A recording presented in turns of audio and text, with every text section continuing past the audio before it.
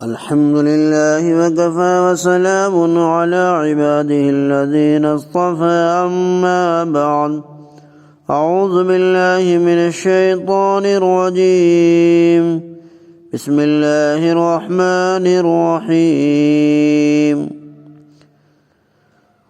والذين يتوفون منكم ويذرون أزواجا يتربصن بأنفسهن 4 أشهر وعشرا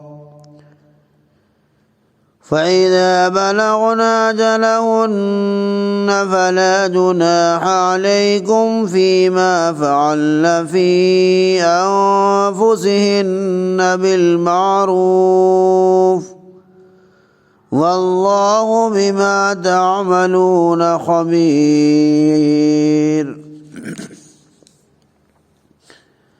ولا جناح عليكم فيما عرضتم به من خطبة النساء أو أكننتم في أنفسكم علم الله أنكم ستذكرونهن ولكن لا تواعدوهن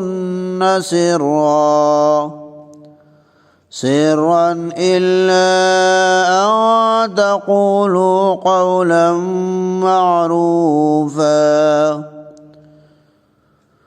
ولا تعزموا عقدة النكاح حتى يبلغ الكتاب أجله واعلموا أن الله يعلم ما في أنفسكم فاحذروه واعلموا أن الله غفور حليم۔ اور تم میں سے جن لوگوں کی وفات ہو جائے اور وہ بیویاں چھوڑ جائیں وہ اپنے آپ کو 4 ماہ 10 دنوں روکے رکھیں، پھر جب یہ اپنی عدت پوری کر لیں تو وہ اپنی ذات کے بارے میں درست طریقے پر جو بھی قدم اٹھائیں۔ اے بیوہ عورتوں کے اولیاء، تم پر اس میں کچھ گناہ نہیں، اور تم جو بھی عمل کرتے ہو اللہ اس سے باخبر ہے۔ اور نیز ان عورتوں کو پیام نکاح سے متعلق اشارتاً کوئی بات کہنے یا اپنے دلوں میں چھپائے رکھنے میں تم پر گناہ نہیں۔ اللہ جانتے ہیں کہ تم ان کا ذکر ضرور کرو گے، لیکن ان سے خفیہ عہد قرار نہ کر لینا۔ ہاں بھلی بات کہہ سکتے ہو، اور جب تک مقررہ عدت نہ گزر جائے نکاح کرنے کا پختہ ارادہ نہ کر لو، اور آگاہ رہو کہ جو کچھ تمہارے دلوں میں ہے یقیناً اللہ اسے بھی جانتے ہیں، اور جان لو کہ اللہ بخشنے والے اور بردبار ہیں۔ قرآن کریم کی اس آیت کے اندر بیوہ عورت کی عدت کا تذکرہ ہے۔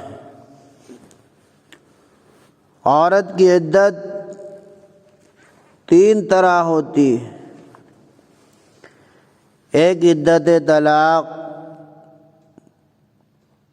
اس کا حکم اور مدت کا بیان گزر چکا ہے۔ دوسرے، عدت اس حاملہ عورت کی جس کا شوہر کا انتقال ہو چکا، اس کا حکم سورہ طلاق میں بیان کیا گیا ہے کہ حاملہ کی عدت بچے کی ولادت تک ہے۔ تیسرے، عدت وفات، جس عورت کا شوہر مر جائے اور وہ عورت حاملہ بھی نہ ہو اس کا بیان اس آیت میں فرمایا گیا ہے۔ عرب میں زمانہ جاہلیت میں عدت کی رسم سال بھر تک کی گئی تھی، اور شروع اسلام میں بھی عورتوں کے لیے یہی 1 سال کی عدت کا حکم تھا۔ 1 سال عدت کا حکم اس آیت سے منسوخ ہو گیا، اور اب بیوہ غیر حاملہ کی عدت 4 ماہ 10 دن مقرر ہو گئی۔ اس 4 ماہ 10 دن کے عرصے میں بیوہ نکاح اور زیب و زینت، بناؤ سنگار، خوشبو وغیرہ کے استعمال سے الگ رہیں گی، اور بغیر ضرورت خاص گھر سے باہر نہ نکلیں۔ جس گھر میں شوہر نے وفات پائی ہے، تاکہ نکاح سابق کی عزت و حرمت کا بقا اور عورت کا شوہر سے محبت کے جذبات کا مظاہرہ ہو سکے، اور یہ بھی معلوم ہو جائے کہ شوہر کا بچہ شکم میں ہے یا نہیں۔ اگر معلوم ہو جائے کہ وہ حاملہ ہے تو اس کی عدت بدل جائے گی، اور وضع حمل تک اس کا عدت کا زمانہ ہوگا۔ اور جب عدت مقررہ کا زمانہ ختم ہو جائے، تب عورت کے ورثاء یعنی قریبی عزیز و اقارب و رشتہ دار کسی کو حق نہیں کہ بیوہ کو اس کے شخصی تصرف اور ذاتی استحقاق نکاح سے روکیں۔ تو گویا یہاں بیوہ عورتوں کے نکاح ثانی کا حکم بیان ہوا کہ عدت کے بعد اگر وہ اپنی مرضی سے کسی سے شرعی عقد کرنا چاہتی ہے تو اس بیوہ کے والی وارث کو اس سے روکنا نہیں چاہیے۔ محترم سامعین، اگلی آیت میں عدت کے اندر پیغام نکاح سے متعلق ہدایات کا تذکرہ ہے۔ آیت میں ایسی عورتوں سے جو کہ عدت کے زمانے میں ہو، ان سے نکاح ثانی یا نکاح کا وعدہ یا نکاح کا پیغام کے احکام بتلائے گئے ہیں، اور وہ یہ ہے کہ عدت کے اندر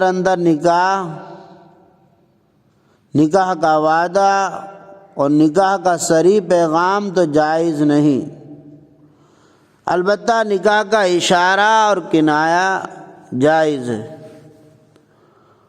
اور وجہ اس حکم کی ظاہراً یہی ہے کہ کسی کے مرتے ہی اس کی بیوہ سے نکاح کا پیغام دینا ایک طرح کی بے مروتی ہے، گویا کہ پیغام دینے والا اس کی موت کا منتظر تھا۔ اور اسی طرح عدت کے اندر عورت کا نکاح کے متعلق گفتگو کرنا بے وفائی پر دلالت کرتا ہے کہ پہلے شوہر کے مرتے ہی اس کے حق رفاقت کو بھول گئی اور سابق نکاح کی عزت و حرمت کا کوئی لحاظ نہ کیا کہ جس کے گھر میں عدت گزار رہی ہے اور جس کی میراث تقسیم کرا رہی ہے، اس کے مرتے ہی نکاح کی بات چیت کر رہی ہے، تو گویا یہ عورت اپنے شوہر کے مرنے ہی کی منتظر تھی۔ پھر انسانی فطرت کے جو تقاضے ہیں، اور جب مرد و عورت میں قدرتاً ودیت کیے گئے ہیں، ان کی رعایت بھی اس دین فطرت میں ضروری ہے۔ اس لیے اس آیت میں ان امور کی پابند جامع احکام بیان فرمائے جاتے ہیں۔ چنانچہ یہاں اس آیت میں عدت کے اندر 4 فعل مذکور ہیں، 2 زبان کے ہیں اور 2 دل کے، اور ہر ایک کا حکم الگ الگ ہے۔ اول زبان سے تصریحاً اور بالکل کھلے الفاظ میں بیوہ کو پیغام نکاح دینا یہ ناجائز اور حرام۔ دوسرے زبان سے اشارتاً و کنایتاً کہنا یہ جائز اور اس کی اجازت ہے۔ تیسرے دل سے یہ ارادہ کرنا کہ ابھی یعنی عدت کے اندر ہی نکاح کر لیں گے، یہ بھی حرام ہے، کیونکہ عدت کے اندر نکاح کرنا حرام ہے، اور ارادہ حرام کا حرام ہے۔ چوتھے دل سے یہ ارادہ کرنا کہ عدت کے بعد نکاح کریں گے، یہ جائز ہے۔ حضرت مولانا اشرف علی تھانوی رحمۃ اللہ علیہ نے لکھا ہے کہ جو عورت طلاق بائن کی عدت میں ہو اس کا بھی یہی حکم ہے۔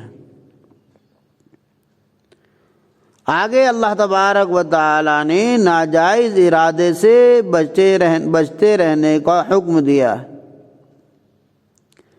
کہ اللہ تعالیٰ تمہارے دل کی بات کو بھی جانتا ہے، لہذا تم ناجائز ارادے سے بھی بچتے رہو، اور اگر کوئی ناجائز ارادہ ہو گیا ہے اور کسی خاتون کی عدت کے دوران پیغام نکاح کے بارے میں شرعی حدود کے خلاف کا دل میں ارادہ بھی ہوا ہے تو اس سے توبہ کر لو، اللہ بہت بخشنے والا بہت مہربان ہے۔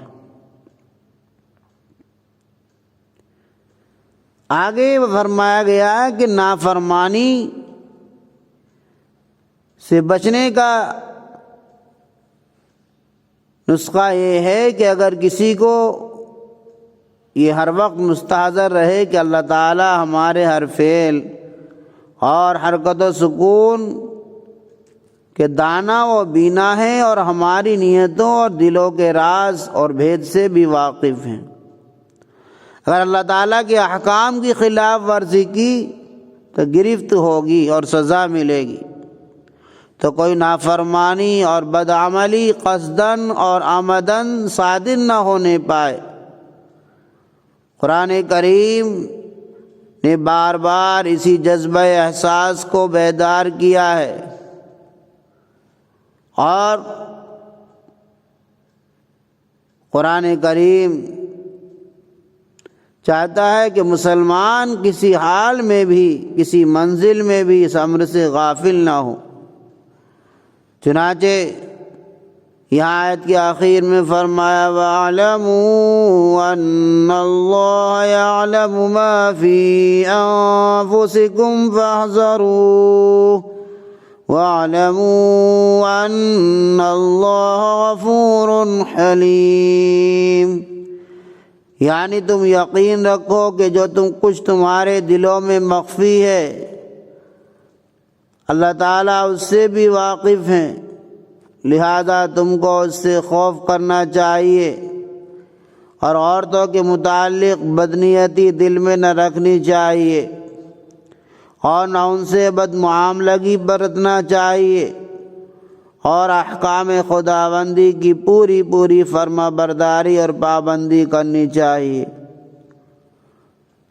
اللہ تعالیٰ کے تحمل اور پردہ پوشی سے دھوکے میں نہ پڑنا چاہیے، اور سزا میں تاخیر ہو تو دلیر نہ ہونا چاہیے۔